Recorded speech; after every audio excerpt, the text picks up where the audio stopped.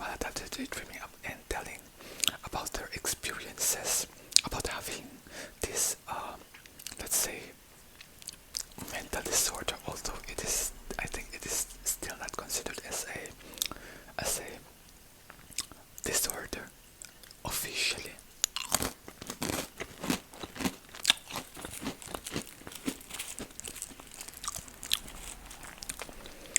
Well, I have already this thing, maladaptive daydreaming, when I was still a child. I thought that, at first I thought that when, once I grew up, I would be more normal. I mean, I would not, daydream a lot anymore. But instead, now I'm already adult and still I daydream. Yeah, and let me take a bite.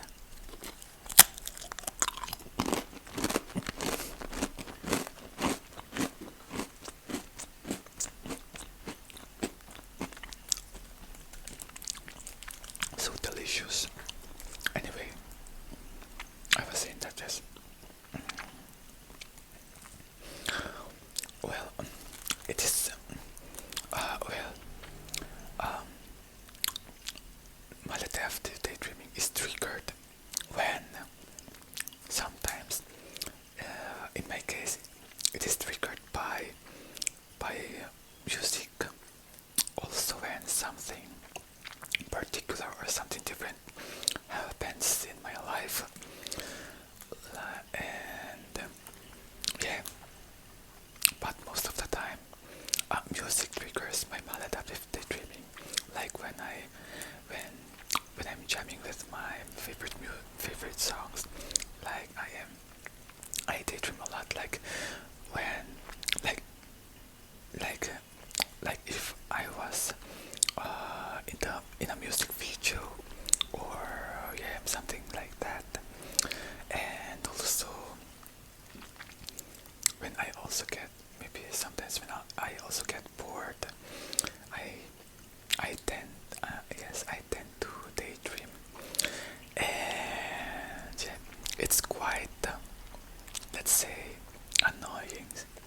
I mean, yeah, it's quite annoying because sometimes when I need to focus on let's say on studying, or something that I do, like some chores in the house or anything else, I can't focus on what I am actually doing because I daydream. In fact, like when I am studying, yeah, when I need to study, I can focus on what I am studying because I because so many random stupid stuffs enter in my head.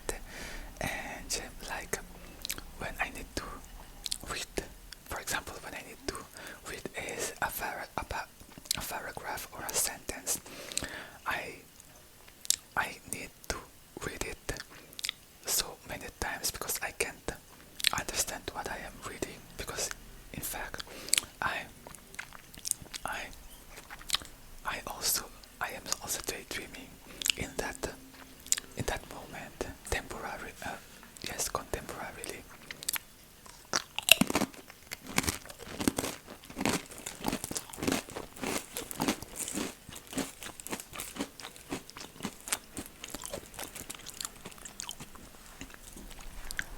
And sometimes when I daydream, when yeah, it is also accompanied by, let's say, like some body gestures. And yeah, and sometimes the funny thing is, sometimes some people uh, catch me having a maladaptive daydreaming, like they see me talking alone, or doing some weird body gestures. And in that moment I just, yeah, it makes me laugh when they catch me doing so. And also wait, um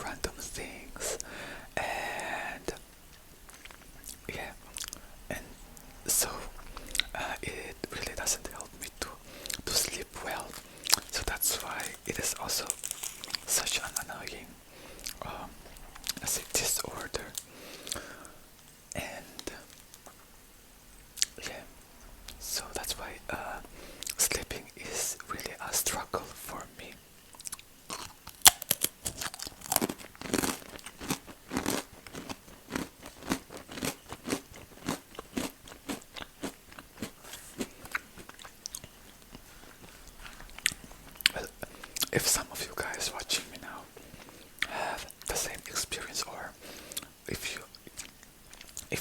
you have maladaptive daydreaming as well like me, you can share your experience commenting down below or in this video. So I'm really curious about the experiences of those people who have the same case like mine.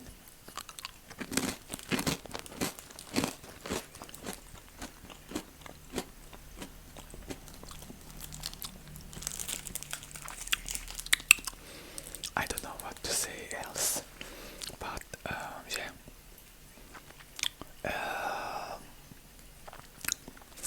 Well, now I'm already used to it, having a maladaptive daydreaming, because man, it's not that huge a thing for me. I mean, I don't take it seriously. I just let it be, but I'm still trying to do my best to control myself. I mean, yes, to control myself from daydreaming too much. And yeah,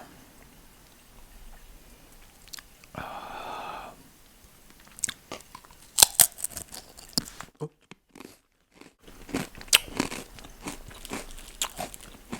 a piece of bacon has fallen down.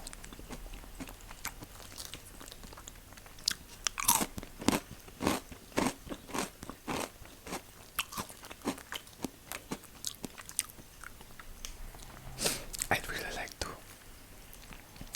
be able to control it, especially in moments when I study, or when I do some important things, because it is really it because maladaptive daydreaming doesn't really helps in those times.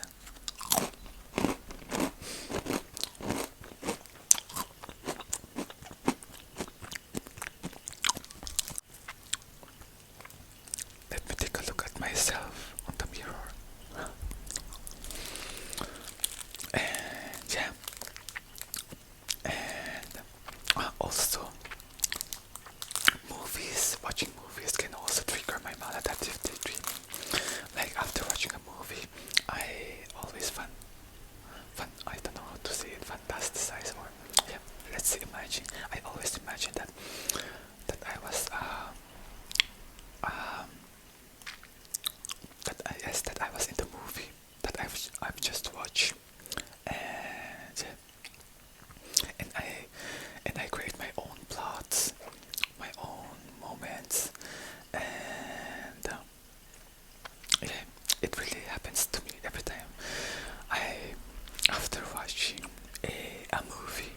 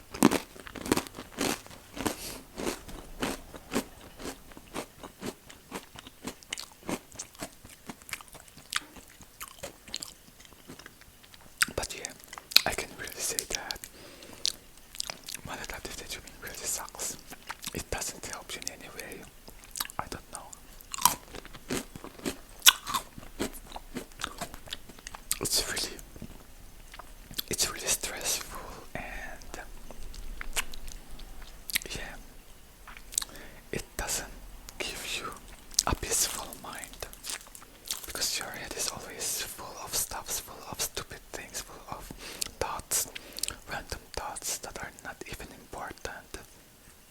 That's why it's really annoying, guys, and it's really hard to control for me.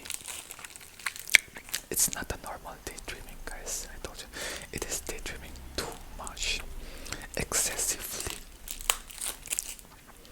Yeah, as I said, accompanied by hand gestures or body gestures, and it really sucks, especially when